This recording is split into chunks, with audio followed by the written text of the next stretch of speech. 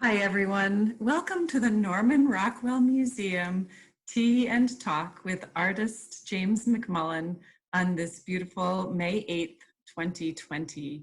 My name is Mary Berle. I'm the chief educator at the museum, and we're here with the wonderful artist in person, James McMullan, and also our wonderful deputy director and chief curator, Stephanie Plunkett. I'm just going to share a few logistics, and then Stephanie will introduce James. Today we are live on a Zoom webinar with members, and we are also streaming live on Facebook, Zoom, and Instagram. And we are very eager to make this a conversation with our audiences. So if you are on a platform outside of Zoom, please share questions in the chat and they will be forwarded, and we will do everything we can to ask them. People on the Zoom webinar, please feel free to use the chat box, and we will give you the opportunity to ask your questions directly. So thanks again for being here. It's been an incredible experience to get to know James McMullan as he has been in a main feature at the museum for months in the exhibition Finding Home, which is his life story. And I have to say, it's just an incredible pleasure to introduce him to all of you today. So Stephanie, you and Jim go way back and Yes, Mary, thank you so much for that introduction. And hi, everybody. We're so happy to be with you today, and thank you for tuning in. It is really a very special opportunity for us to speak to a really extraordinary master of illustration, James McMullan.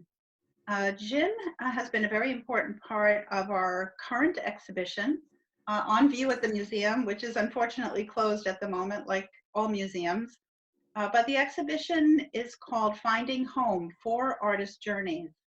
And within the exhibition, we have 4 incredible stories by artists who've told us their personal journeys of immigration and their families through art. And Jim worked on an extraordinary memoir called Leaving China, which is inspired by his World War II childhood and his family's travels from China to India, Canada, and eventually the United States.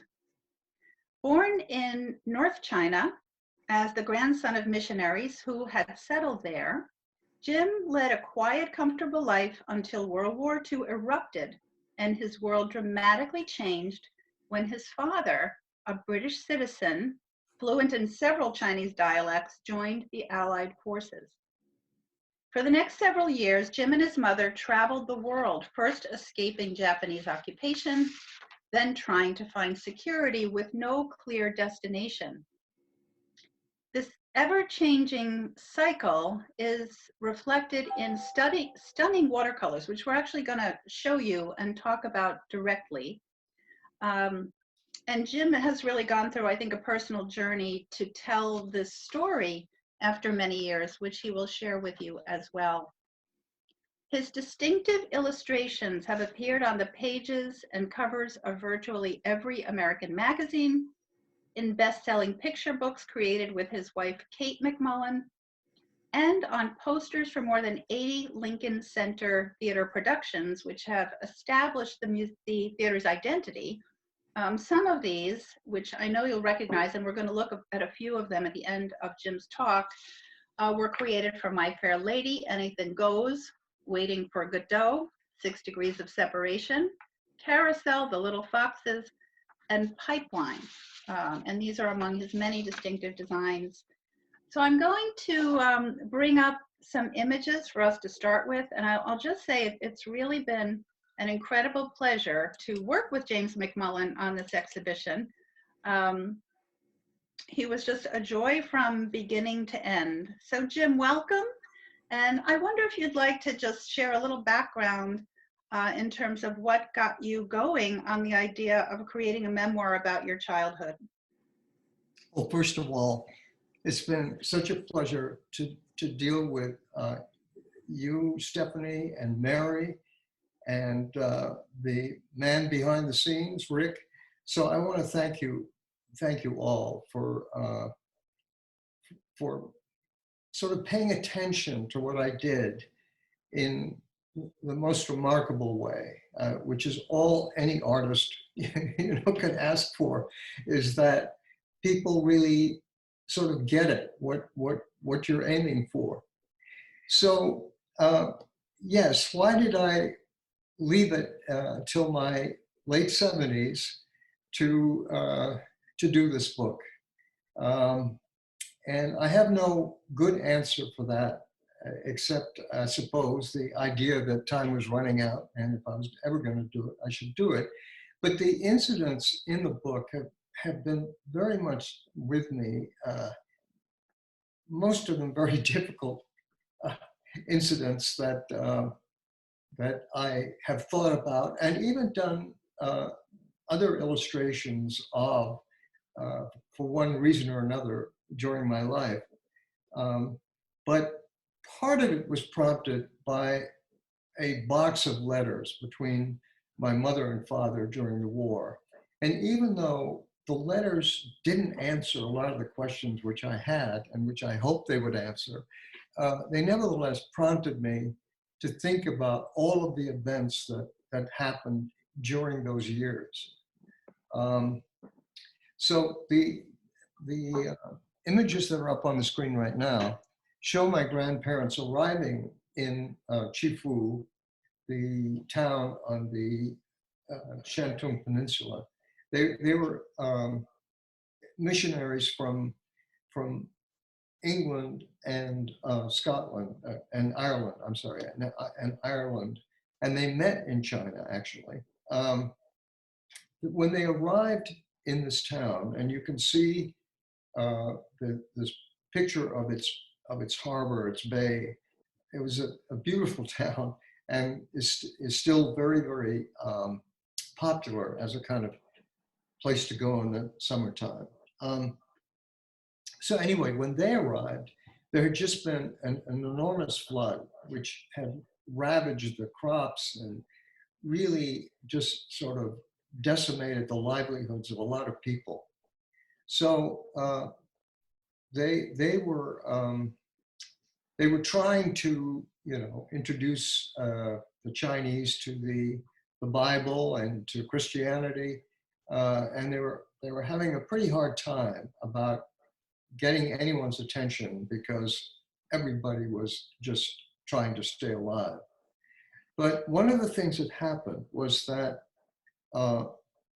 certain families, being as destitute as they were, would take girl babies when they were born to this tower in the cemetery, and they would essentially leave the girl babies there to die. So my grandmother and my grandfather had the watchman at the cemetery alert them when a girl baby was left there, and they would go and save the girl baby. And so they ended up with basically an orphanage with a lot of little girl babies, which they obviously made into Christians and taught English. But as the girls grew older, they also taught them how to embroider. And that part of China is kind of famous for silk and all of those things. But embroidery up to that point had not been one of the big things that people were doing or selling. So my grandmother, even to this day, is credited with starting this particular branch of the needle trades, which is embroidery, in that part of town, China, and it's still going on. It's still a famous area for needle trades. So over the years, the famine, went away, and people got healthier and everything, but the McMullans continued to to run what became a business. And they were selling this embroidery all over the world, particularly to America and to England.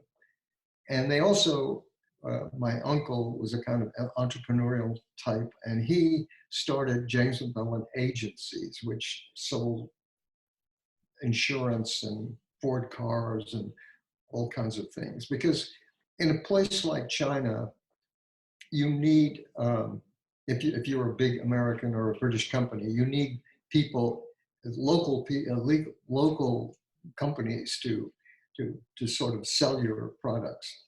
So we ended up living a pretty good life, and I was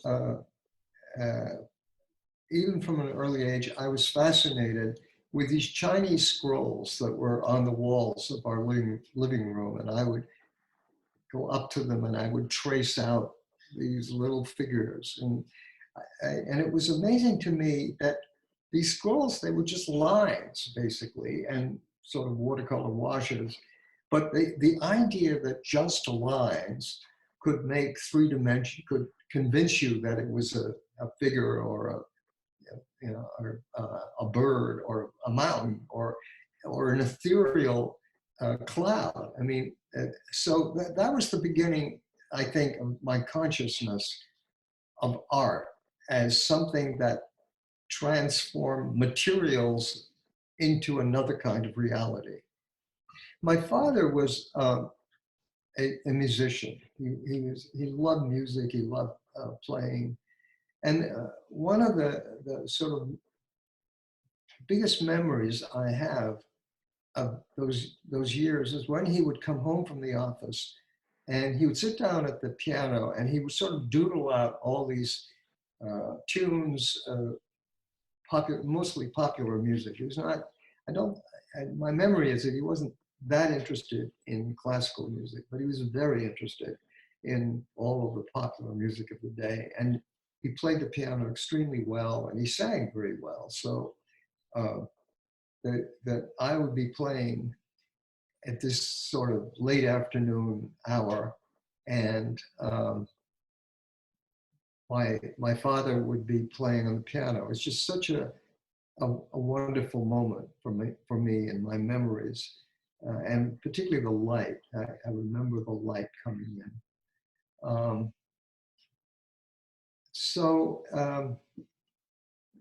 And that is so wonderful that you framed this first part of your story and your early childhood. And we thought we'd just take a moment to see if anyone would like to ask a question or make a comment. And Mary, I'm not sure if you can see if anything has come in. We do have one question, which is, this is such a personal story that you painted. It's very different from your other work, which is commercial in nature, with your knowing that your Lincoln Center posters and those images are really what you've spent most of your time on. And how was it to paint such a, what was the feeling for you of painting such a personal journey compared to your regular work? Well, first of all, it was a personal journey, and as an illustrator, I'm used to responding to information that comes from the outside. And even though I like to think that my posters are still fairly personal, but it's nothing like working from your own story and your own memories and all of the depth that involves. Because, you know, in all of these stories, the sort of basic little incident is surrounded by all kinds of other things that kind of enter into it. I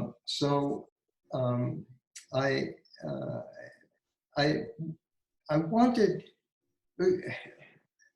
you know, I've always been an artist very much affected by my English parents, my English style education. And so as an illustrator, particularly in the 60s and 70s, when I was first kind of, really hitting my stride, there was always a sense of, Jim, why don't you paint bigger? Jim, why don't you paint brighter? And so, my innate reticence, that sense that, that you can say something in very subtle terms. And of course, all the Chinese art that I love was extremely subtle in the way that they, they presented the information. So, and over the years, I've come to like being bolder and brighter and all of those things. But there's always been a part of me that, if left to my own devices, I would make it, quieter and less rambunctious, as it were.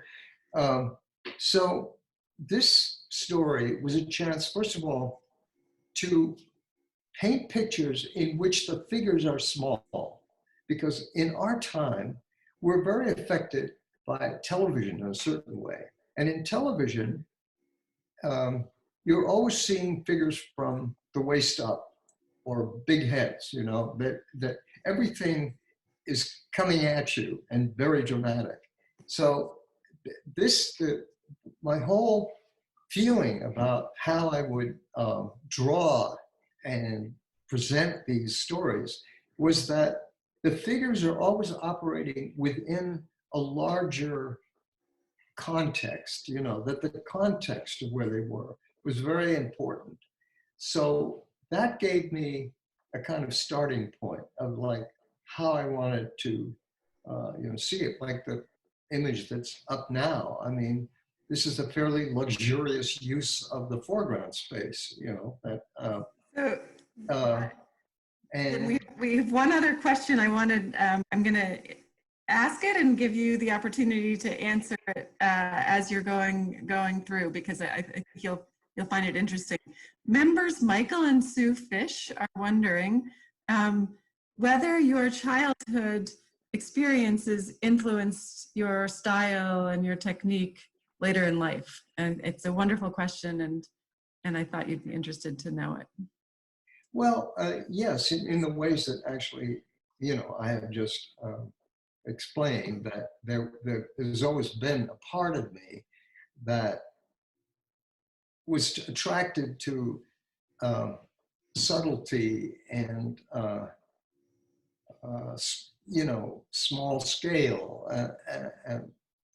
But also, of course, I love watercolor, and I've been painting in watercolor. And you have to realize that not only are there the usual ideas about what watercolor is, it's something that people use on the weekends to paint flowers, and that it's not a serious kind of serious medium. But the other thing is that going back to that period, that in the 60s and 70s, when I was doing a lot of work in magazines, everybody was using dyes, because dyes gave you that brilliant, rich color. And I was using watercolor. So there's always been a part of me that is like, yeah, God damn it, I'm using watercolor. And Jim, I wonder, in relation to this, there are two things. The thing that's on the image that's on the screen, there was a question about your use of the color purple, which does link your entire book, actually. So people were curious about that. But then I'll also just mention that this particular image really launches a very dramatic shift in your life, because our previous images really look at this lovely, comfortable existence, and then the world changes suddenly. Right. So I wonder if you would mind addressing those points, if you could. Yeah, the Japanese army had been moving down from Manchuria for the whole year of 1937, and they finally reached Chifu.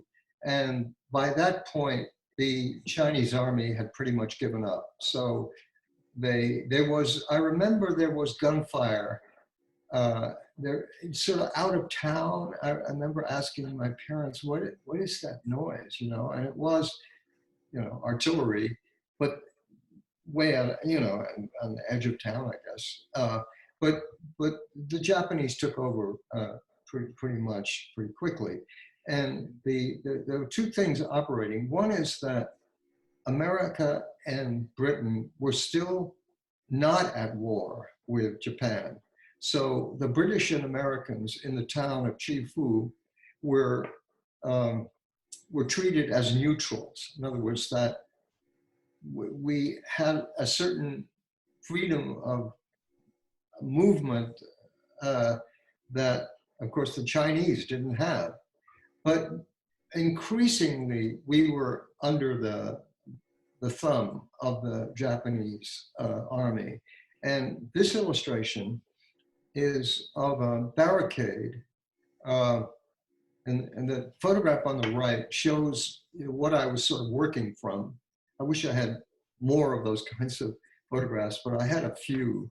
And what happened was that they would stop anyone going along the road and walking or in a car or a truck or in a rickshaw.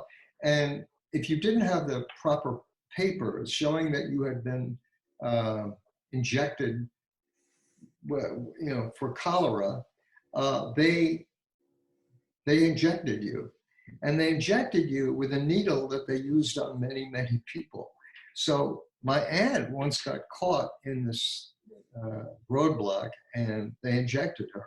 And, you know, she had a very bad time of it because of that, because obviously it infected her. But anyway, she recovered and all of that. But I was taken along these roads in a rickshaw. You know, we had a rickshaw and a rickshaw driver. And I was always very anxious about these roadblocks, that we would be stopped. And of course, I always had my papers, or somebody had my papers. So anyway, so here we're going back a little bit, although actually the sort of the ordinary good life, you might call it, even after the Japanese came, continued. And my father wrote musicals and sort of reviews, I guess you'd call them. And he loved doing it, and he wrote all the jokes and the stories, and of course he composed the music. And he would, of course, crib outrageously from all the popular songs and make pastiches of them, and he had a very good time doing it. So the illustration is of one of these reviews, and on the right, the photograph of the people on the stage shows where I got some of that information, not all of it, but the woman in the middle. Of course, in the photograph, I've always wondered about this Svengali guy in the background by the clock. Is he putting a spell on the woman, or what is he doing? But anyway, so that was one of the, and the picture of my mother and I is actually from later. That I think I'm about 8 or 9 years old at that point. I think it might have been a passport photo, in which case I would only be 8, but I'm not absolutely sure. But I'm such a obedient little boy, but I think this strange little smile on my face is covering up a lot of anxiety and all of the things that I was experiencing in those years. And this is the moment where we actually leave Chifu, and we left it too long. I mean, somewhat like the Jewish families in Europe, where they couldn't believe that things were going to get this bad. And I think that my mother and father and family couldn't believe that things were going to get this bad with the Japanese in Chifu. But So my father actually just got out by the skin of his teeth because he was of military age, and they didn't want, the Japanese authorities didn't want him. They didn't want to give him a visa to get on the ship where we're going to Shanghai. But he convinced them that he was only going to accompany my mother and I to Shanghai and that he would come back. So we had to pretend that we were leaving everything behind. So we did leave everything behind. So there was very little that we took with us. And this is on the ship from Shanghai to San Francisco, just as we're slipping under the Golden Gate Bridge. And this was my first taste of real Americanness, this ship. It was the President Coolidge, one of the President liners. And it was very modern, that everything on that ship was curvy and chromium and blonde wood and very of that moment. So that was my first experience of that kind of thing. It was also, as I write in the book, the people, the waiters and everything at our meals, they weren't deferential in the same way. They were very open and friendly, and you know, I could see how different the class structure was in America than, and obviously it was in the olden days in China. So this is skipping ahead quite a bit, and I'm on Salt Spring Island, where my aunt and uncle had a beautiful house, and he'd sold his coal mines in Alberta and moved to Salt Spring Island, which is a beautiful island off the west coast of Canada. And Jim, your mother was originally from Canada, is that correct? My mother was originally from Canada. She, her father was a rancher, but he was actually, I mean, the Fenwicks, my mother's family, are actually kind of landed gentry, and they still, I think, have a house, a sort of manor house somewhere in England. So my mother spent part of her time in England and a lot of her time in the interior of British Columbia. So she was kind of a cowgirl duchess in a lot of ways in her personality. So anyway, we're walking home from the bus stop to my aunt and uncle's house, which was about 3 miles from the bus stop. And we'd always pass this house that was down in a valley next to a sort of high road. And the Russian emigre lived there, and we always wondered, you know, what nefarious things he was doing because he had been kicked out of Russia, I guess. But one day, there he was, out on his deck. Am I making that noise, or is that? Okay, so anyway, he was painting a picture. And I just stood there mesmerized. This is the first time I'd ever seen an artist, you know, doing that. And I thought, God, that's incredible. So on that island, there was a reef near the house that had these little cave-like apertures in it. And I loved going and sitting in these little caves and just all by myself and looking out at sea and thinking my thoughts and wondering what was happening under the ocean. And one day, my questions about what was happening under the water were answered when just slowly, first the dorsal fin coming up, and then this whole long killer whale came up right next to the reef and began sort of scratching himself against the reef. And I just sat there watching it.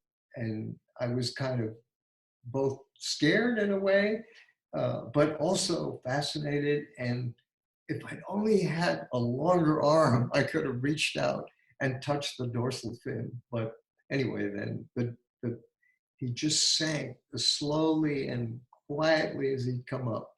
And I ran back to the house to tell everyone what I'd seen. But it was quite an amazing moment. Are there any questions? Jim, Canada, as I recall, was a very kind of Sure. a comfortable place for you. It was it was the first time that there was any stability in those years. I lived with my aunt and uncle, and my cousin was just a little bit older, a little bit younger than I was, and you know, was a buddy. And even though I was this timid kid, he was a very athletic, feisty kid.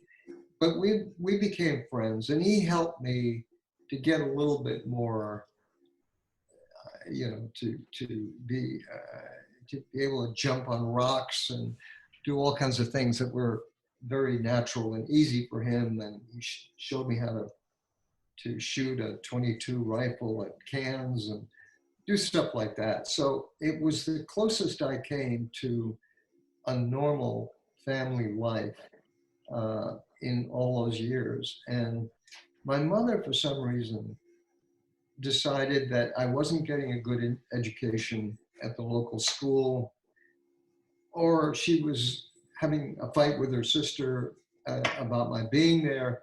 I don't know what happened exactly.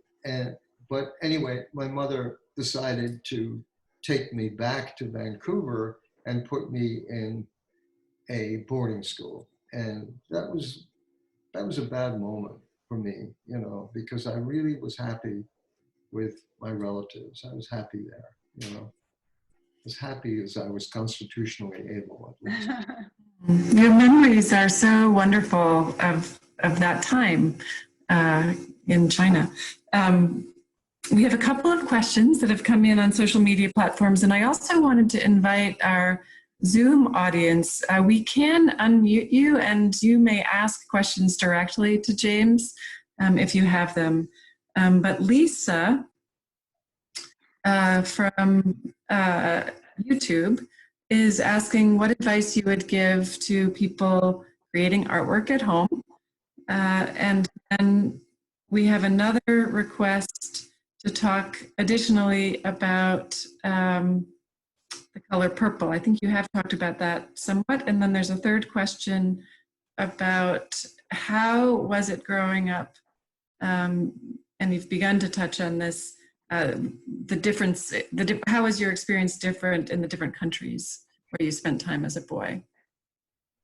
All right. You may have to help me. So the first one was advice for making artwork at home. Okay.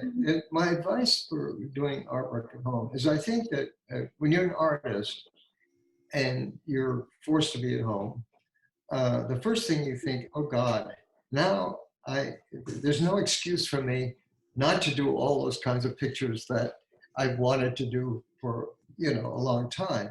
And I think that that is a good thing to do. But the other thing is, is to paint what's around you. And I did this 2 weeks ago.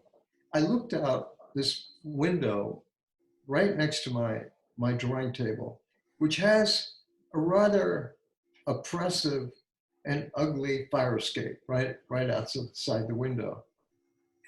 And I just became like, I thought, well, you know, I never pay any attention to this fire escape, but suddenly it's starting to look like the bars on a prison. So maybe it would be interesting to do a painting. So I did a painting, and two things happened. One is that the more I painted the fire escape and the scene beyond it, the more beautiful it became to me. You know, it became a really beautiful scene, and it was very, very satisfying to do. And this week it's running in an online magazine called Airmail.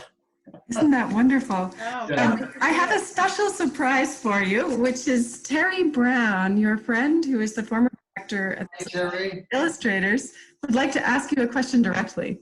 Oh, good. Yes. All right. Hi, Terry. Thank you. Egaz, be careful what you ask for.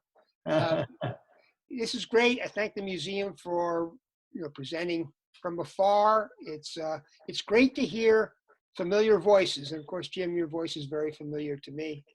The question I wanted to ask, which I thought the viewers might, we call ourselves viewers or Zoomers, might be interested in, is when you were a youngster in China, and then you go into Canada and such, were you seeing any American publications, Time Magazine, Post, Life, books, etc., that had illustrations that perhaps you were seeing as a youngster, saying, hey, that's pretty cool art, because there was a unique look to American illustration at that time. Were you seeing them, and did they have any influence? No, that's a great question, because when finally I moved to, I was living with my my relatives in Salt Spring Island. They had subscriptions to various magazines. The most important, of course, was the Saturday Evening Post. And it was there I was introduced to Norman Rockwell and all the great American illustrators, and I was fascinated. And it was the first time I even understood that there was something called being an illustrator, So that was very, very, very important to me. One of the illustrators that I was I love Rockwell, and I love Rockwell because of the stories he told, that the emotional side of Rockwell's work. I really loved it. But there was another illustrator, Robert Fawcett, who I also loved because there was so much drawing involved. It was not so much painting as drawing. And I loved his work. The only other American publications I saw was when I was at St. Paul's School in Darjeeling. American GIs would come up to the school and, I don't know, meet with us and kid around with us and everything. And they would give us used comic books. So those were the first comic books I had ever seen in my life, too. And this is a scene that you described that. Pardon me? This is a scene, I believe, where you described that in your book, that experience. Yeah, and I just was fascinated with copying these characters out of comic books, and the character that I particularly loved, and it sort of says a lot about me and my style and my sensibility, was I loved the Phantom, because he was not as clearly delineated. There was a lot more mystery in him. All the other boys, of course, loved Superman, and I could draw Superman, but I love the Phantom for not being quite so as explicit as Superman and the other Captain Marvel and the other ones. So so the Saturday Evening Post and comic books were the two things that I saw finally, because in China I don't think I saw American publications. Jim, we had a question that was very particular to this image, but it might also be a place where you could address your use of this vibrant purple. Mary, do you want to mention the question that came in about this work in particular? I would be happy to ask it, but if Janice is on the line, she could also ask it directly. That would be great. Wonderful. There she is. Okay, Janice. I was just wondering, this image is so striking with the difference in light and dark. And I've read that children sometimes make things really get stuck in their minds when they're very emotional. And I was wondering if that had anything to do with your presentation here, or was it just that you're a very smart illustrator? Well, that's a great question, Janice, because it does involve a lot of the sort of underlying attitude of this book. First of all, you're absolutely right. And I would say that the whole book is based on trauma, as it were, that all of the incidents stuck with me because there was some kind of anxiety or, and sometimes happiness involved in how I remembered things. And so in this case, what I was trying to get to was that when I went out on deck, responding to the sirens and everything, the light was blinding. This I think it's magnesium or something like that that's used to make these flares. And it was like an unearthly kind of whiteness that I encountered. So I began in trying to think about how I would handle that memory, is that I had to try to get to the whiteness of the light. And so I began to fool around with how did the darkness work in it. So I played the kind of light purple as a medium shadow, as it were, against the black shadows, and I guess it worked, But the other thing I'd say here is that the book did call upon all of my skills of metaphor and of making a painting and everything, so that everything started with the emotionalism of the memory. But I always had a kind of distance. Once I started working, I became hopefully the smart illustrator, that is manipulating whatever I have, the drawing, the color, to make my point. But of course, because I had started with this idea, Jim, you can make this figure small. Jim, you can give context. Jim, you can use light colors if you want. Now, the color purple is very important in this book, and partly because I just have an emotional connection to that color. I love that color, and but the other thing was I wanted a color that made this a dream, this book a dream, that it was an unnatural color in a way. I mean, the color purple certainly exists in the natural world, but it's not a color that is used a lot in illustration, I guess. So that's what the color did for me. First of all, it pushed everything into a kind of historical framework, that it was a memory and it was a long ago. But it also, the color itself joined up the whole book, because I used various kinds of purples throughout the book. I think it gives the book a kind of unity that it might not have had without that use of the color. Jim, thank you so much for addressing those important points. And I think, Mary, there are a couple of questions that have come in, or maybe one. I think one thing that's occurring to me is this is such a powerful image. This was such a great question, and I'm not sure that all of our viewers know the story behind the image. And I'm wondering, James, if you would just share a little bit about that. I know in the gallery, no matter what I was doing, I would stop in front of this image while we were still open, because it is just so powerful. Oh, thank you, Mary.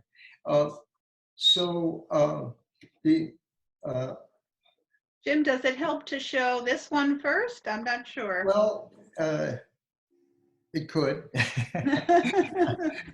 Here we are leaving New York. I'd never been to New York before in my life, but my father arranged for us to travel from New York to Bombay, India. At that point, my father was the military attaché at the British Embassy in Chongqing.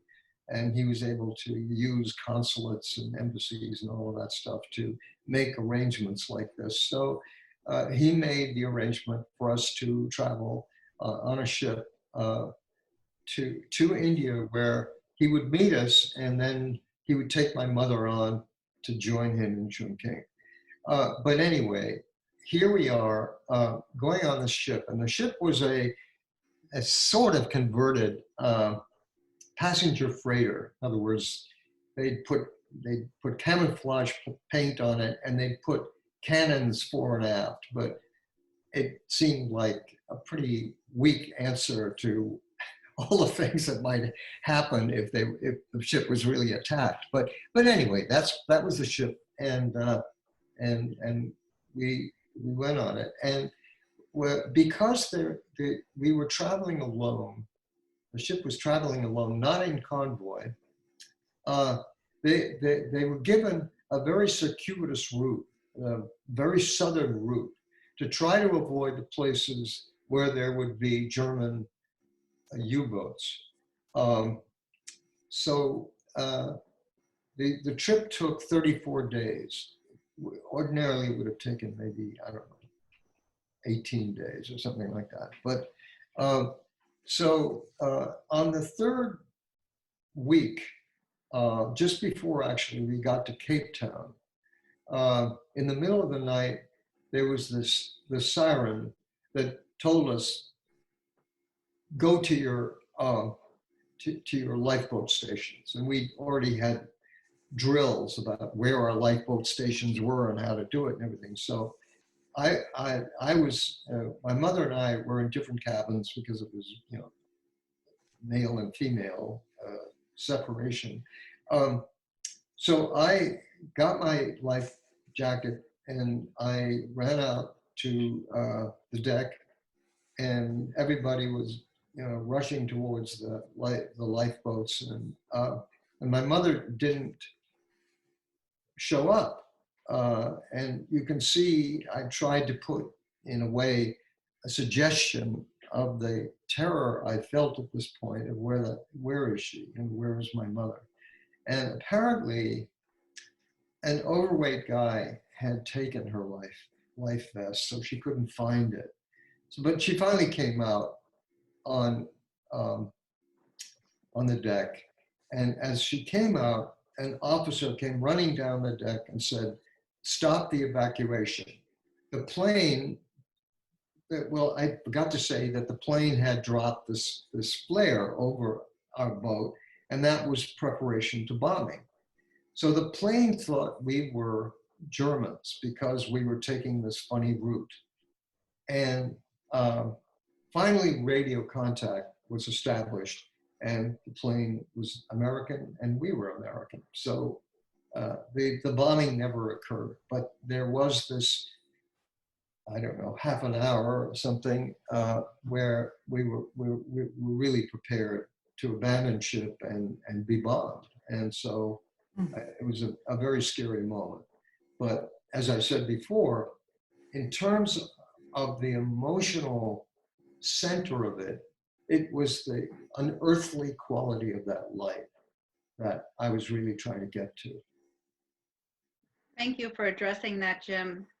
Do you want to mention a little bit of how this led you to this boarding school experience at St. Peter's? St. Paul's. St. Paul's, thank you. Well, yes, we got to India finally, and finally my father met us in the town of Darjeeling, which is up in the Himalayas, and I was enrolled in this boarding school, St. Paul's, and on the last, we were together for a week, my father, my mother, and I, in Darjeeling, but on the day that they had to leave, we met on the quadrangle to say goodbye. And suddenly just realizing, oh my God, I'm going to this strange school. My father and my mother are going to another country. And I grabbed my mother and began sobbing. And my father, you know, had been through a lot in the war, and you know, didn't have much sympathy for me, because he felt, you know, we're leaving you at a nice school, and you know, so he said, "Oh, for God's sake, be a man." And it was, I'm sorry, it was so hard on me. It was so, it just, it of course spoke to all of my insecurity about myself, and the fact that I wasn't good at sports, and you know, my mother was always very concerned that, you know, I was too timid, and so that was quite a hard moment. And anyway, they left and went to China, and so the school didn't turn out to be so bad, actually. The rigorousness of it made me feel secure in a weird way. That everybody sort of had their place and their job and their, you know, their duties and everything. And some part of my personality, I guess, responded to that. And also, I was really beginning to experience my skill as an artist and as a drawer. So I began to have a role, a persona in the school, you know, that, and it was that kind of a school, that there were the math nerds and the athletes and the people that were very good at kind of being funny and social and all of that. So, and for some reason, because it was such a structured environment, those roles were very kind of safe places to be. Everybody kind of knew what their role was, and my role became the artist, and the artist that could copy Captain Marvel and Superman, and so it James, wasn't an entirely unhappy time. this is a perfect segue to a comment that one of our audience members wanted to share with you. She's someone who studied your work quite a bit. Jamie, would you like to come on? Hi, Jamie. Hi, James. I love your book. I'm a docent, or was a docent at the museum. And Jamie does a wonderful job in our galleries, and she's spoken about your work extensively. Oh, thank you. And something that you wrote, I guess, or I heard, but you said something that really stuck with me. You said the book was a young artist's struggle to navigate change and self-acceptance. And I thought, wow, that's what I do. And I have to say, navigation of change and self-acceptance has become a mantra for me. So I thank you for giving that to me, in addition to the beautiful artwork.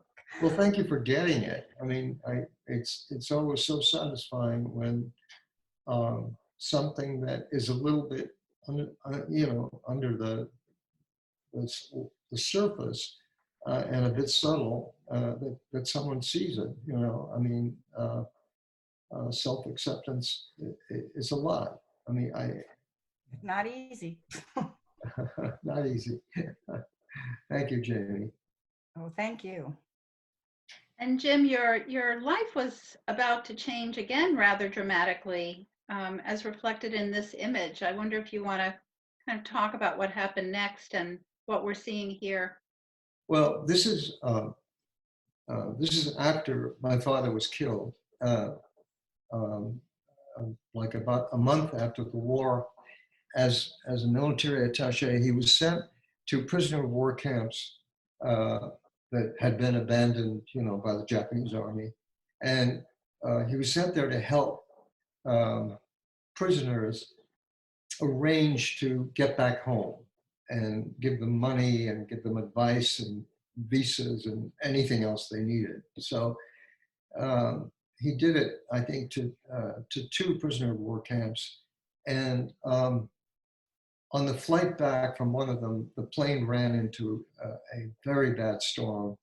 And it was the time when some of the instruments on planes were susceptible to electrical storms, and that they, they didn't read right.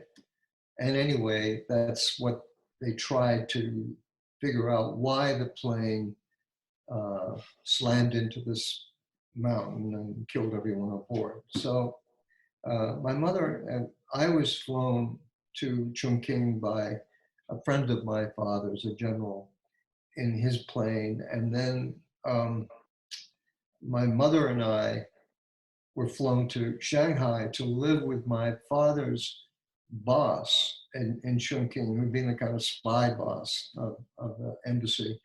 And he was also a friend from pre-war China. So we lived with him in Shanghai. And Shanghai was a crazy time. The Chinese government was not strong. It was not strong enough to have a real police department. Everything was very corrupted. And the GIs in their jeeps and everything were practically the only kind of police force there. So a lot of stuff was going on. And I'm there with my bicycling to school. I went to a school, it was the British American school in Shanghai, not very far away from where we lived on Avenue Hague. And my mother was sort of dating, or was friends with, an American admiral from Texas and a Commodore from some other southern state. These were two very, very macho guys. And so they would see me at cocktail parties to be sort of brought into the room briefly and then go up to bed. But anyway, they were both very, very worried that I was becoming this effeminate little kid, a sissy kid. And so they told my mother that I needed boxing lessons to toughen me up. And of course, the curious thing was that my mother had gotten the same advice in Grand Forks when we first came to Canada, and also given me boxing lessons, which had not gone very far. But so I had these boxing lessons at the school, and this spy, let's call a very lightweight boxer. Anyway, Mr. Ryan. And so he watched me, and he could see that I tried, to hit people or to defend myself. And I really wasn't very good at it. He could also see that I was having a hard time not crying, which I didn't do. But anyway, so he said, let's take a walk, Jimmy, after the lesson. And as we walked in the schoolyard, he said, not very big on sports, eh, Jimmy? And I said, no, Mr. Ryan. And he said, well, I'll tell your mother that it's not the right class for you. But he said, well, what do you like to do, Jimmy? And I said, I like to draw, Mr. Ryan. And he said, he looked down at me and he smiled, put his arm on me, and he said, then you'll be an artist and not a boxer. And it was so kind, particularly coming from this athletic, macho guy that accepted me, for who I was, that I wasn't athletic, and that, so I, it was a huge moment for me. And we just talked about self-acceptance, and I think that this pushed me further down that road of self-acceptance than anything that had happened during the war. Yes. James, we had a specific question. Could we go back to that image for a second, Stephanie? Sure. A question that came up in a school group before we closed we told that story, which is so emotional, as part of the tour. And one of the kids raised her hand and said, do you think he painted himself coming out of the shadows for a reason in this picture? So I thought it was a great question, and I've wanted to ask it ever since. Well, of course, I'm going to say yes. Yeah. No, I love that a fourth grader came up with it. Somewhere in my mind, but I don't think I was being as clever as I'm being given credit for in that question. That's a wonderful question. My goodness. Yeah, really. Very smart really. child. That person should be an illustrator. Yes, for sure. And Jim, this is one of the closing images of the book. Do you want to kind of let people know where things wound Well, up? here we've left Shanghai and we're on our way to San Francisco, and then we'll go on to Canada and so forth. And my mother and I were assigned, it's actually a troop ship that had a certain section for civilians. And so we were in different cabins and everything. And we met this first morning of the trip to have breakfast together. And then we walked on the deck, and we were sort of leaning on the gunwale, the rail, and looking out at sea. And we were there together alone, you know, and I felt so much that we were like survivors, you know, that had survived these first 11 years of my life together in a way. But in a different way, I felt that it was the beginning of my life where I would be separate and seeing things for myself and perhaps separated from her. So it was a significant moment. And she asked me what I was thinking about. And I said, I hope we can go back to Salt Spring Island and live with her sister and brother-in-law and my cousin. And she said, well, I've already written them, and I can't, to see we can stay there, and I can't believe they'll turn us down. So it was also a hopeful moment. Things didn't turn out that way, but at that moment, I was feeling all of these things because we were dramatically alone together in a way that we hadn't been, you know, in a lot of these other situations. So that's what this illustration meant. I was hoping that, or wanted it to sum up a lot of things about the book, you know, that it wasn't just an autobiographical moment, but it was a summing up of a lot of the aloneness and the sense of isolation that the book was about. Thank you, Jim. It's an extraordinary story. Do you want to mention how you wound up in New York, just so people will have a little understanding of that? Okay, so we went back to Canada, and I went to high school. I went to, well, I ended up in high school in Canada. And then my sister, my half-sister, was living in Seattle, and she needed help. She had a young child, and she was a divorcee with a young child, and she wasn't mentally all together.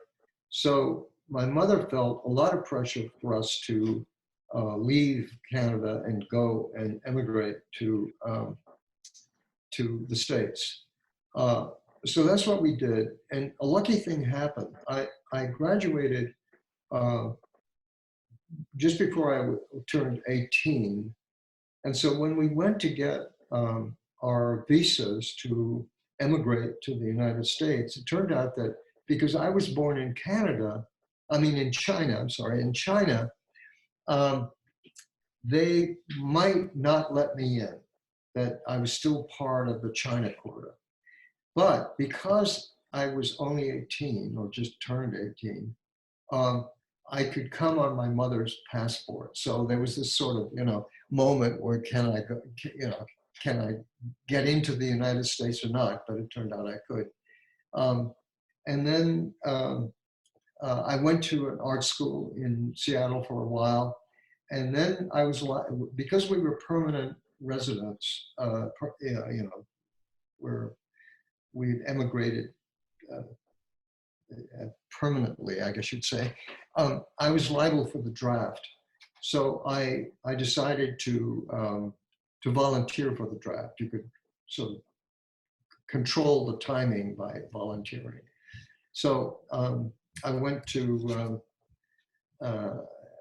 after basic training in California, I went to Fayetteville, North Carolina, and I was put in a unit, a propaganda unit in psychological warfare, and I spent my time there. And then when I got out, I came to New York and started at Pratt Institute, and I've been in New York basically ever since. And the rest is definitely history. There was a question that came in, aside from your extraordinary story, a lot of interest in how you do your work and how long it actually takes. So we just have a little slide here which gives you a glimpse of Jim's sketch process. And you'll notice on the left-hand side that he's got a number of images that he's working through. And Jim, I wonder if you'd want to say a little bit about your process and how long it actually does take to do an image. Yeah, well, it's hard to say. I don't know. Are we talking hours, days, weeks? I don't know. I mean, with me, the refinement through painting is probably what takes the longest time. In other words, trying out this. And unlike some illustrators, I don't do a drawing and then just refine the drawing. I'm always thinking about the whole picture in terms of color, texture, everything at once. So that's the reason that I keep doing all of these little sketches, because I'm at the same time I'm thinking, well, what if I made the camouflage colors that, and what does it do to the background color? And everything changes. I mean, the only thing that didn't change was the purple shadow in the foreground, so and these are tiny sketches. They're little tiny sketches because I'm always thinking about the whole picture. So to make the sketches very big is a sort of a waste of time, because I'm just thinking about all of this change of color, slight change of drawing, so on and so forth. So you can see me trying out, different colors as I'm working. And Jim, you've got a great shout out from YouTube from David Hagan, who says, "Fabulous work, James. Thank you for sharing your wonderful experiences." Oh, I know everybody's really enjoying hearing your thoughts. yeah. The only other thing I'd say about my working method, which always surprises people a little bit, is that I use fairly big brushes. These, of course, it's hard to tell how big these brushes are, but that's a number 12 brush here, which is a pretty big watercolor brush. And these are, even bigger. I mean, the drawing is done with a tiny brush like that. The drawing is always done in watercolor. I hardly ever use pencil. So that's the other thing. And the good thing about drawing in watercolor is that you can wash it out to some degree. So, it's possible to correct the drawing. And James, you work in quite a small format, which then is blown up for your posters. I think that's also a wonderful detail for viewers to understand. Well, this is, I don't know if viewers can see this. This is a stretch, a paper stretch on a board. So I'm always working at about this scale. Sometimes I work on bigger boards, but a lot of the time it will be on this scale board. So that's something else. And here's one of these messy trays. So here you see a detail from my Fair Lady poster. And I mean, the thing here is that I really enjoyed the, what would you call it? The painting, the sort of painting of the figures as like little shapes that there's very little linearity in this painting. It's almost all sort of little shapes. That's the only way I can put it. I don't know what else to say about this other than the fact that I hope that you see the pleasure that I had in doing it. I do think another very fun detail for audiences is that not only do you make the images for your posters, but you're also the graphic designer and you develop the typeface. Is that accurate? Yeah.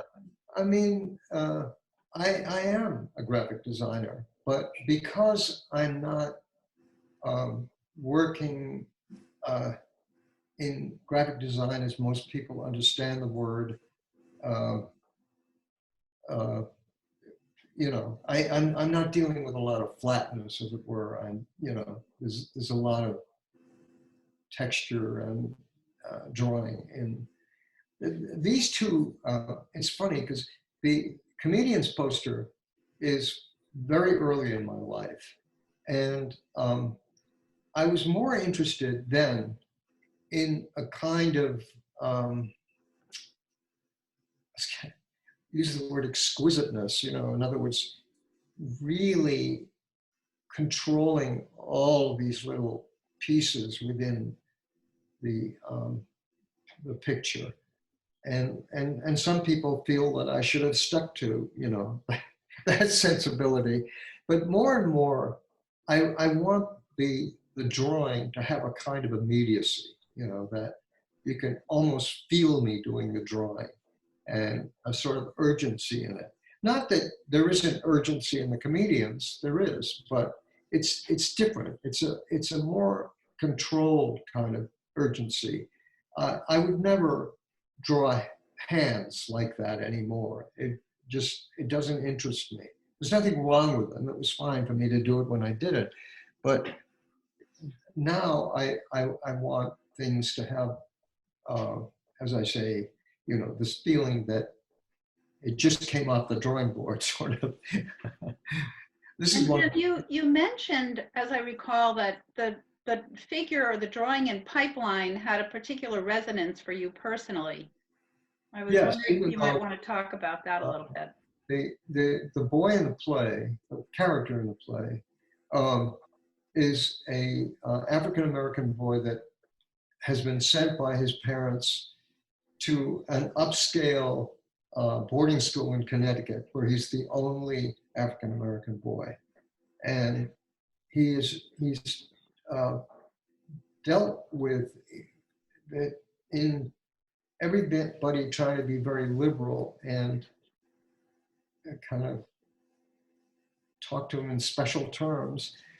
It drives him crazy, and and as he understands, it's a form of condescension, and he sort of goes crazy in this situation. Well, he's an outsider, and I've always kind of felt like an outsider, and I felt the oppressiveness of certain kinds of school situations, and I love drawing those lockers because they, in some symbolic way, they are crushing in on him. And they're little locks, like little eyes, and their genericness is is very oppressive. So yeah, this is one of my favorite posters. I like it a lot.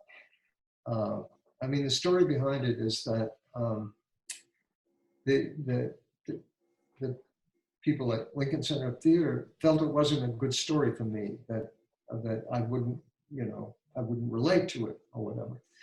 And so they said, but I said, oh, please, let me try. You don't have to pay me, but just let me try to you know, do something.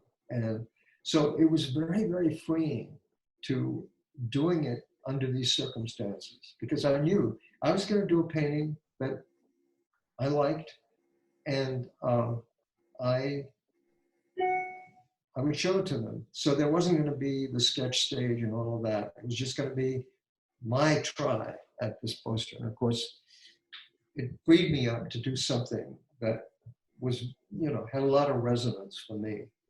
I hired my own model, actually. It's a spectacular image. And I think we are at the end of the PowerPoint, but it has been an incredible honor to have you with us, Jim. I'm wondering if there are any further questions, and from our audience, or if you want to add anything further. Well, I love the question that brought up the idea that that this book was to paint myself into self-acceptance, and that is such a wonderful way to put it, and is so much, you know, what I felt about it.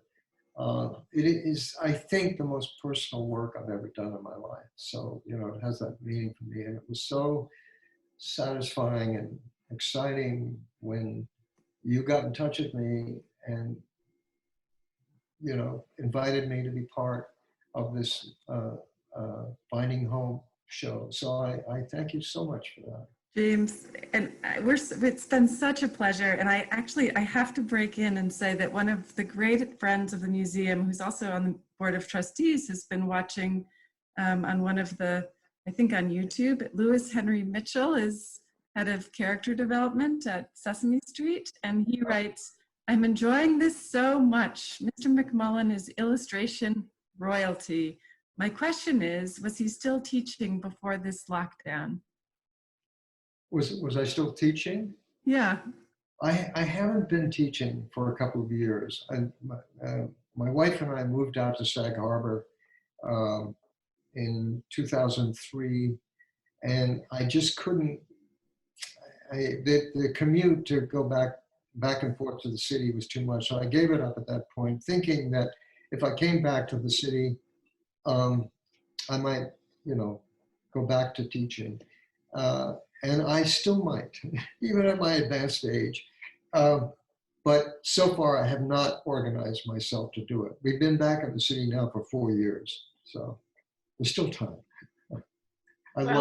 And you have an amazing book about the act of drawing and the art of drawing, and that is a wonderful teaching tool if anybody has the opportunity to see it. We also have one more question from Paula Rosenberg. She's wondering, actually, Paula, we'll let you ask it, but I also would encourage anybody who is interested in a masterclass with James to put some information about that in the survey that we're sending. But Paula, would you like to ask directly? Well, I'm here with my husband, Greg Montgomery, who is an artist and an illustrator. And we had signed up for the masterclass, and we tried to figure out if it would be postponed, if it would happen this summer. And it's clear that while the pandemic is on, it's not going to. But when the pandemic is over, even if your work is no longer on display in this particular show, which is one of our favorite shows, would you consider coming back to teach a masterclass? I absolutely would. Great. Yes, please keep us on the list. Question, Paula. Thank you. We should, if we could do it more like a 4 or 5 day class, that would be better than just one day. It's very hard to get things going a one day thing. So maybe think about that and see if it fits into your needs and schedule. But Another Sounds good. I'd love to. related to that, though, is would Thank you, Jim. audience and James, would you consider a online masterclass, which would give us more? I think I'd rather wait till this pandemic has, passed in whatever way it's going to pass, and do it as it's so much fun to be with people and to be able to demonstrate and critique and in person. So I think I'd really rather wait until that other opportunity comes up. That's And fair. it will. Terry We'll have something to look forward to. Terry Brown had another comment, and I think we're going to run out of time before long. So this is just a lovely way to end with Terry, who has a great comment. Well, thank you very much, because I think it's important for those who are watching this, who are actually illustrators, who have been laboring for years in the field or relatively new to it or thinking about it. The role that Jim has played, beyond being a great artist and a heck of a guy and smart about all this, is he has put his mark on the visual acreage around us more than a lot of other artists could ever possibly do. Certainly Rockwell did with the Post. He made the editors, the advertisers realize that art does work. You go around New York, you see Jim's artwork. They don't know who Jim is. They don't even know really what it's selling, but they know, hey, that's cool, that's art. The people who are going to commission either a photograph or artwork for a product, for a thing, for a show, etc., are seeing Jim's in the back of my mind. You know what? Let's get an illustrator to do this, because illustrators are out there in front. Jim, I thank you for that. And it's not often recognized by the illustration community, but those of us who can't, you draw a check now and then, but those of us who can't draw, I applaud you for that. So thank you for letting me say my 2 cents. Yeah, that's beautifully said. That was a great comment, Terry. Thank you, and a wonderful closing comment. Okay. So James, thank you for being with us today. It's just been an incredible treat. And Stephanie, do you have anything else to say? I think just to say it's been a pleasure to have Jim and to have everybody out there who was listening and watching. We are so pleased you were with us, and we will look forward to seeing you all again for other events. But Jim, thank you for making this day really special. Oh, thank you, Stephanie. Thank you, Mary. It's been great. It's incredible that you shared not only your artistry, but so much of yourself. All right. Thank you. All right. Yeah. Have a great day. Thank you, everybody.